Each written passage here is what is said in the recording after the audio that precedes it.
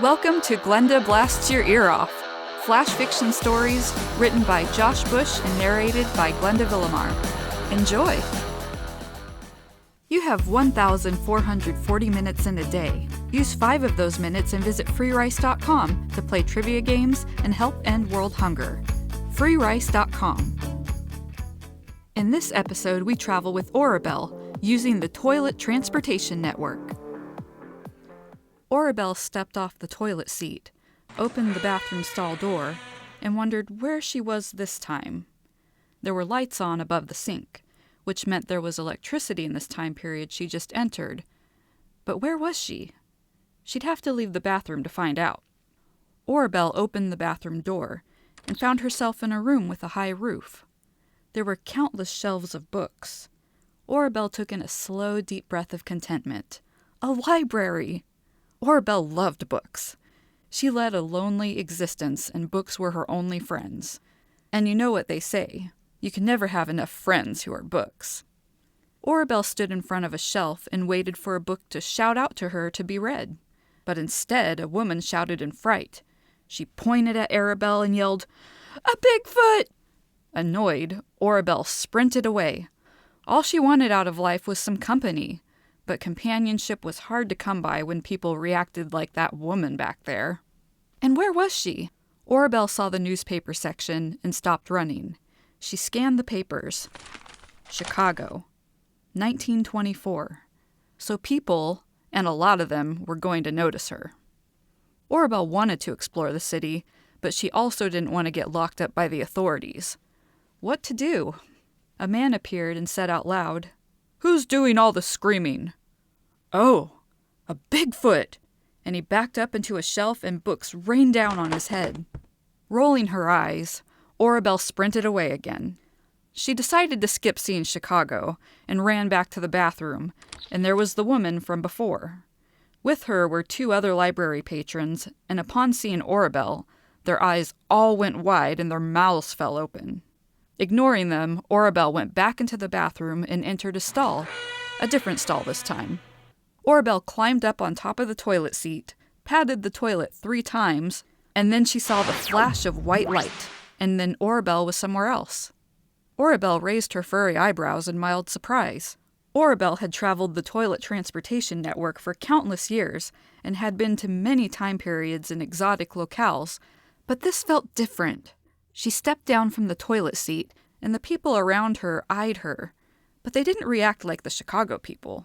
These people were going to the bathroom in a line of toilets. They were outside. It was hot. Orabel, with her thick fur, didn't like deserts. The people wore very primitive clothes. Orabel knew she was deep in the past. She saw a ziggurat. The people around her had spears, which Orabel was glad to see weren't pointed at her. Orabel thought they were glad to see her, which was a welcome change from the library. The people tried talking to her, but Orabel couldn't make sense of their language. They motioned for her to follow them, and she did. Orabel had no idea where they were taking her, but she marveled at people's responses to her. Many smiles, and some even cheered for her. Is this how it felt to be a celebrity? Orabel reveled in the attention and barely paid attention to the streets she was being herded down. Where were they taking her? Then Orabel saw 12 fighting pits.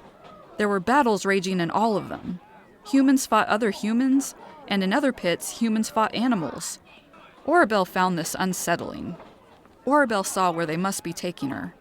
There was a seating area of wealthy people, and in the middle, there was seated another Bigfoot, and the Bigfoot was adorned in gold. Orabel could count on her furry left hand the number of times she'd seen another Bigfoot. Orabel neared the other Bigfoot, and when he saw her, his eyes danced with delight. He stood and promptly hugged her, and Orabel thought she could get used to this. He let go and spoke in English. "Welcome to ancient Samaria, to the city of Ur. It is such a gift to meet you. I am King Tantan." Orabel's heart wouldn't stop pounding in her chest. She felt like crying with joy. Another Bigfoot! She had been so lonely for so long. Orabel said quietly, "I'm Orabel. It is good to meet you, King Tantan. Another Bigfoot." He motioned to the chairs and said, "Come sit." Orabel did as she was asked. and then was given plate after plate of food and goblets of wine, and all the while the fighting in the pits went on.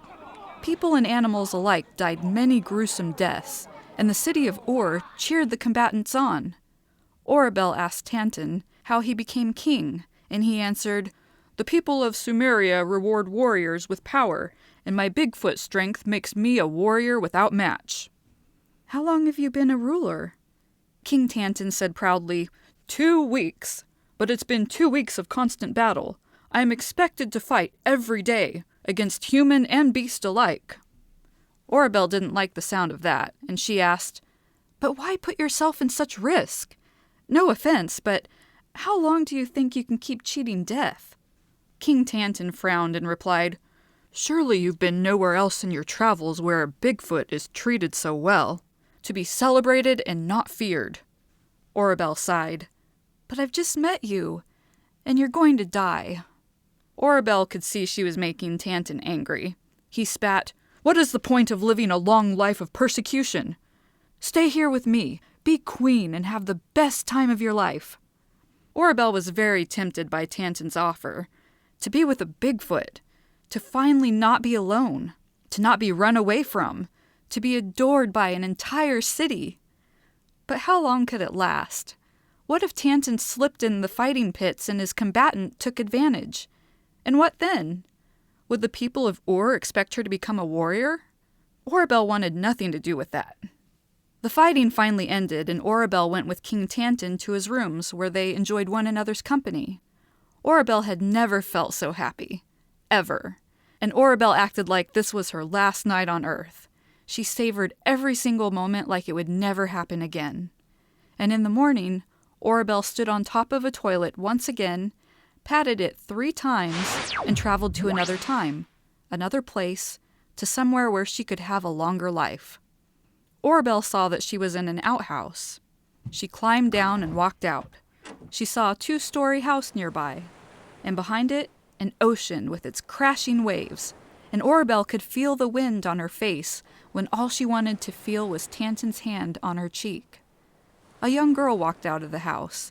To use the outhouse, Orabel surmised. The girl walked up to Orabel and smiled up at the Bigfoot. The girl said, "A teddy bear! Will you be my teddy bear? Will you hug me? I want to feel your fur." Orabel bent down, scooped the girl up, and said, "Yes, I'll be your teddy bear." The end. Thank you for listening to today's episode. We look forward to bringing you the next episode in Glenda Blasts Your Ear Off. Blah, blah. It's hard to say.